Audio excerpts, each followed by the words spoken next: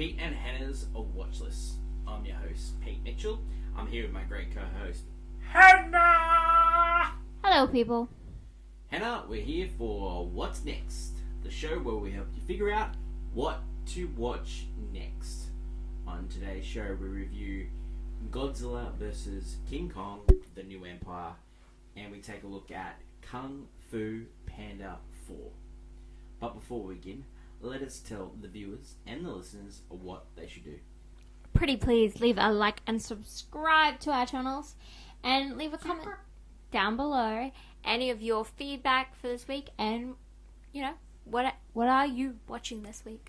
Hit the notification button and you'll get great content like this one, including we interrupt regular programming where we reviewed What did you review this week? Shogun, the Disney Plus show. Yes. We continue to look at Curb Your Enthusiasm and Regime. Only got one more episode there. And next week, last episodes of New Look. Yes. Yep, it's quite good. I'm actually enjoying it. How's your week? Yeah, slow. Easter weekend, so, yeah. I was away, just got back. I was seeing some films for the French Film Festival in Sydney. So we'll talk about that. Travelling is always fun. I was on the plane today and I was sitting next to somebody and there was no seat on the window and he decided to stay in his middle seat all the whole way. Okay. Do you think that's weird? Yeah, I guess he was just... was he assigned to the middle seat? It was assigned to the middle seat. Then maybe he's a stickler for the rules. Yeah. Some people... But like a lot of people around us, because the plane wasn't full. Like we're moving to those gaps in between. But some people are sticklers because there's a whole system that comes with it. And not only he took up an armrest, and I like to hold both armrests. Just he could have had his own space. Maybe he's also, if he's picking middle, maybe he's not a window side seat person. While we're talking about just life in general, are you sick of April Fool's Day? Yeah, I hate it. It's the worst. It's such a and it sucks for us as well. We have 2 days of it because we have all of yeah.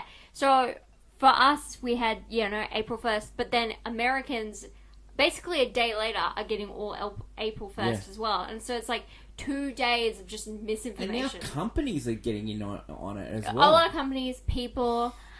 The funniest one is that there are these two people ship from Schmosh, the YouTube channel, and they've basically pretended they've gotten married, and everyone's freaking out, is this real? And it's it's obviously fake, but I like it. It's so funny. I was trying to do clickbait headlines, any segment that we're doing on thing. It's hard to do because you don't know if it's real or not. Yeah. It's just... I mean, Movie Bites is literally, it's well, half of it's not real. Yeah, oh my God. And then half of it is real, but it sounds too crazy to be true. Yeah. Yeah. No. That's enough of me whinging. Let's get on to today's show. Let's look at Godzilla vs. King Kong, The New Empire. Now, this is the follow-up to a pretty good movie. It's one of the first movies that come out after COVID. Yeah. And it was one of those day-and-day releases, which they made a decision to do that HBO Max. Yes. To grow that. Yeah. It caused Chris Nolan to leave, and he ended up winning the Oscar for Universal. Great times. So this is the follow-up to the continuation. Yeah. To the Monster Universe. Yeah, that they've been doing for a while. Yeah. Because they got the rights from the studio that holds all the rights to the Godzilla, and they were on a hiatus and they couldn't have a Godzilla movie, but they were allowed to have their first Godzilla movie in 6 years last year, and it was Godzilla -1, which won an Oscar for... Yeah, I mean, incredible for best visual effects. So, incredible. Great movie. It was one of our favourites from last year. So, Godzilla is living on Earth. Yeah, this is the American, Yep, Warner Brothers. And these ones are made in Australia. King yes, Kong, this Skull one Island, particularly was made in Queensland. Yeah, the other using two were... a lot of just even though most of it because the film does heavily set in a CGI world. They still it's definitely Yeah. Well, you can see the beach that they use for Rio de Janeiro is actually a Gold Coast beach. So Godzilla's on Earth and Kong is in Hollow World. Yeah. Which is the it's like in-between worlds. Yeah. Yeah. And so he's trying to like live his life. He's sort of searching. But there's some mysterious things going on. Yeah. And draws Kong back to the surface. He's also got a toothache.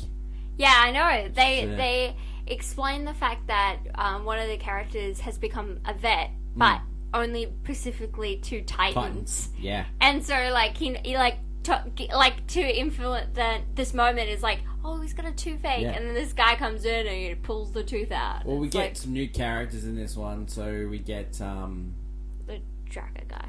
Yeah. Yeah. We get some new apes in the Hollow World, which we get new Titan-esque characters. Yeah, that it's new. Yeah, because Kong is feeling lonely. And he's like, he meets all these other well, because new he Kongs. has to go in a Hollow World because he can't stay on the same. Because him and Godzilla have a bit of a row. Yeah. And Godzilla himself he's like getting up, he fights a bit of monsters, and then he goes and sleeps. Yeah. It's like he's such a cute guy. He's like a little cat. He's such a good guy. He's like a cat. He's so cute. Absolute jerk. The scientist that we followed, Rebecca Hall's character, she's like a head of Titan monsters she's and research stuff. and division, and she manages the little Kong. girl that she adopted from Skull Island. Yep. She's like trying to she's live having her trouble life in Earth, fitting in. Yeah. So reasons to see this one. Watching the big giant monkey fight other big giant monkeys. This movie does. I think it's. People give a lot of flack, especially movies that are mainly just all CGI, but the way they've animated Kong and the other Kongs and even Godzilla and such, like, they do have a lot of range of emotion, especially King Kong. King Kong has such a range of emotion, and you actually, like, want to follow where this guy's going to do. Because he's kind of like, you're like, why is he called King Kong? There's all these other Kongs. And he just, like, proves he's just, like, the best. He's, like, the goat of this place. He's really good. He can't be stopped, Yeah. Like, it doesn't matter how many try to take it on. He's just, like... Yeah, I enjoy this movie, really. Yeah. I've seen it a couple of times now. We were lucky enough to see it at the premiere last week, the actual Australian premiere of King Kong. Mm-hmm. It was really, really good. It was just fun. I really enjoyed it. A lot of people have, like... said this movie's stupid. It's a monster movie. Come on, guys. This one is supposed to be stupid. Yeah.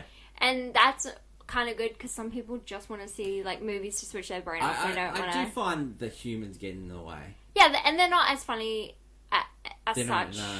And then they're telling a story about how, like, on the paintings in the funny one is the guy from the previous film, Brian Terry Henry. Yeah, character? he's the like podcaster. The podcaster who he's been following this because I think he was in the last Godzilla. Yeah, but Godzilla was the reason, I guess, his wife. I can't remember. Like, there's something, And so he's been following this and he's serious about it, but he's he's supposed to be the comedic relief, and he works. Yeah, he's been hanging out with Millie Bobby Brown's character in a future of this, so this is the first time he's with he's really good. I thought he was really funny. He works as the comedic relief. I found the tracker, the vet, he was just like... Stevens. Yeah, he's like... He played Beast in their live action. A little bit. He's like, right now, he's like... No. Yeah, he sucks. Talk about a CGI monster that has no emotion. Yeah. I forgot he did that. I just, like, now you just put that in my head. Do you know what Rebecca Hall's out of? I don't know, but I've heard her name. The Town, that's it. Yeah. I cannot believe Dan Stevens that washed over me. Now it makes sense why I didn't like him. I felt like his character was also trying to be like a poor man's, like... Chris Pratt. Poor man's Chris Pratt, poor man's even Aaron Taylor Johnson, because he's got that, like, the vibes, and like him that's and good. like they were trying to have a bullet train moment. I just really thought him in the Jurassic World, like Chris Pratt's character. That's what. No, because it was dealing with the same kind of vibe, but like, no, it was good. But human element kind of like just there to move the plot along. There was like and really explain crying bit, where it says, like the daughter and the mother. That's fine. Yeah, That was just they. every They movie's were got that, yeah. they're supposed to be the human heart. Yeah, for that sure. we're supposed to be following. Yeah. You're like they're in the way of Yeah. Kong. Well, this guy that directed this one, he's directed the last couple, so Yeah. he's like sort of getting to know the, and he's really getting a lot out of the CGI characters. I gotta say one of the best moments of this movie, and it's not spoiler because it's literally in the movie and the name of the movie. Yeah, the trailer. Yeah, is like Kong and Godzilla meeting up again. And because in this movie they have to kind of like it's a reluctant team up, and it's one of the you'll like sit through the entire movie for this team up bit, and you're just and it's like you know what the evil monkey that King Kong meets, that scene's pretty good. The as Scar well. King, Godzilla King Kong is like he's really good in this. He's like one of those, so like he's like a Jason Statham, Liam Neeson type. Like he just comes in, he has some action moments, then he gets really injured and has to go away and come back. And like if you want to just like what King Kong is in this movie, he takes on a little Kong because he has like a little Kong following him. So it's like kind of like that. Should you watch or miss this one? I'd give it a giant watch if you've loved the like the previous films. You love dumb monster movies where people just monsters. Just keep your expectations low. I think that's why I really liked it, because when I first saw it, I was like, the expectations were really low. I watched it the first time, I was like, it's pretty good. And then I watched it the second time, and I was like, man, this movie is really good. I really enjoyed it. Because it works. Really, when it works, it really works. It just tickled me. You know, it really did. It was. I found it because the previous film I meant, which is them versing off each other, Godzilla versus King Kong. I just thought that one dragged a lot. There was too much human element, and like there wasn't enough of both. The key. This is one, element, they do a lot more. Because Kong has his own storyline we have to follow, so it's like really enjoyable. You get like the poppy music in there. You get like a there was song. some fuse. Yeah, it's a fun. They thing. tried to really just this is just a fun movie. Ready for this one? Where are you feeling? I'm gonna put it at like probably I played on my phone. I think I played on my phone, but like because I wouldn't be angry if we said 3, but I think it's I played on my phone because again it is not like a masterpiece of cinema. No. But it does what it does well. When the moment it does well, it does well. It's just a perfect popcorn movie. Yeah. Yeah. If you're like looking for something to do on a Sunday afternoon, and you have like a couple of movies to choose, you can't go wrong by choosing this. It's also the school holidays here, so I definitely kids will love it. Out of Watch the John Monkey kids Fight. movies that we've seen recently, saw Kung Fu Panda 4, which is going to be the next review. Ghostbusters. This movie is the best. Okay. Yeah. Yeah. I think it is. I think it is. Yeah. I got more enjoyment out of this one, even though I like Ghostbusters. Probably the same for me. I had a lot of laughs in that, because Bill Murray. I love Bill Murray, but I thought this movie. I thought it was just better. I think it's the same for me, but like on level enjoyment because I just found some of the humor and I cared about the storyline in Ghostbusters for some stupid reason. Yeah. But like both of them, I had the same level of enjoyment sitting there going in thinking this is not going to be good, and then leaving going that was better than I ever thought. Yeah. Godzilla versus King Kong. New Empire is in cinemas all around the world. It's very popular. It's made nearly $200 million. So well done. Have fun. Go see it. Yeah. And looking forward to the next King Kong, whatever it's going to be. Whatever we get. The next movie we're going to look at is Kung Fu Panda 4. Yes. Now, I happen to see this one. I didn't. Yeah. But it's fine. It's a. I'd like to hear your take because I've seen the previous films. Okay, so Kung Fu Panda 4 is set. Great title. This is a great title. Set where Po is losing his Dragon Warrior status because he has to hand it over to someone else so he can become an elder and pass on knowledge. Cool. But he's reluctant to do it. Yeah, I know. Yeah, that makes a lot of sense. There's tryouts, and then he meets this like sort of thief type person. Funny. And played by Awkwafina. Yeah, because Awkwafina's in everything. The baddie in this one. Yes. Okay, this is the big reason to see. The baddie in this one is a chameleon, played by Viola Davis. Yeah. Oh my god, she's fantastic. Yeah, of course. Even So in animated form, she's still Viola Davis. So a couple of the old baddies came back, like Ian McShane's character, who is Winston from John Wick. Yes. He's in it, and he like sort of hates Poe like usual. Yeah, they all did. His offsiders in the last couple of movies, they're not in it. They play like a little cameo at the end. That's correct. But their voices are not used. I think they were just trying to save some money. Yeah. The two dads are in it, James Hong and Bryan Cranston. You need them. Yeah. Very funny. They have some of the funniest bits in the movie. Yeah. A couple of the lines from Jack Black, it just got me like, no humour whatsoever. And then bang, suddenly there's humour, and like, I'm one of the only people laughing in the cinema because it's that dad humour. Yeah. How did you find like the story? Did it progress well? And like, did the message like because some of the previous ones about like living up to kind of the status thing, but this one is he's trying to get a like he's trying to move on. But like, do you think that they hit the message really well? Like, because it's a pretty easy story. Like, you know, you pick your unlucky student, and the student, you know, not to give anything away, but the usual thing, what happens with the student, the student lets him down, well, they work out at the end. You know? It worked as really brisk. It's 90 minutes. It's you know, great for kids. Like there's like great animation in this. Like it's really solid. Yeah, it's really solid. I can see why this movie's been successful overseas, and it'll be successful here in school holidays as well. Reasons to see, it's got that good humour. I like Awkwafina. So if you're not a fan of Awkwafina, but she plays herself. Like it's just like if you liked Ride of the Last Dragon, you were like that dragon. Yeah, it's my favourite part. Reasons not to see this. Like if you didn't like the other ones, you won't like this one. It's just a continuation. Yeah, I heard that it's a continuation. And it's just apparently it's just not as good. But I heard 3 was not as well received either. Like, I think it's really hard for me because it's not my type of movie. It's not my type of movie, and I was rustling in the seat. It wasn't no, but like take it over there. Well, they had they had Karen Gillan, that didn't count, but the one before it was like the big one was Puss in Boots. Last Wish, which had dealt with.